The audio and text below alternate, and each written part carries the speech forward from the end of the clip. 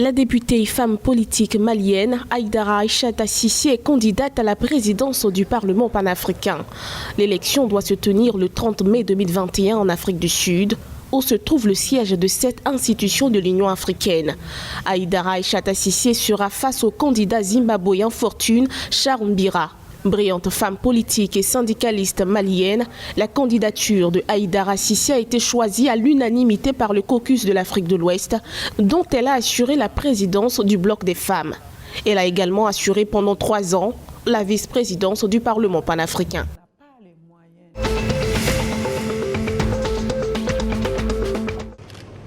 Un financement d'1 milliard de dollars selon ce qu'a indiqué la présidence ivoirienne dans un communiqué.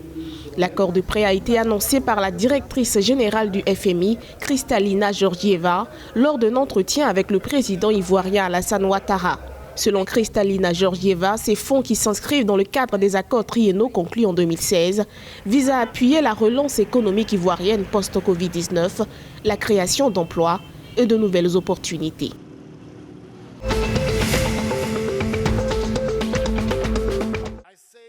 Les autorités du Ghana engagées dans le développement de l'économie circulaire. Le pays a annoncé la construction de centrales à biomasse à Dawa dans le district de Lingo-Prapram, situé dans la région du Grand Accra.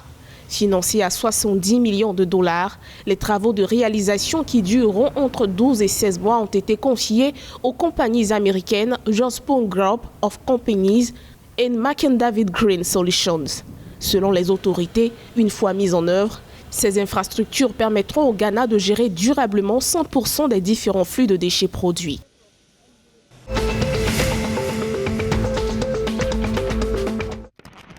De grands projets aurifères en perspective en Guinée pour la mine Bankan.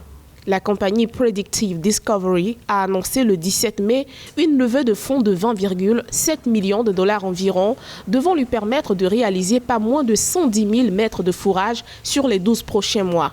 Le financement sera obtenu via un placement institutionnel d'actions en 2 tranches auprès de certains fonds nord-américains. Le programme d'exploration se concentrera sur les zones NE Bankan et Bankan Creek, ainsi que sur de nombreuses cibles à fort potentiel identifiées au cours des derniers mois par la compagnie.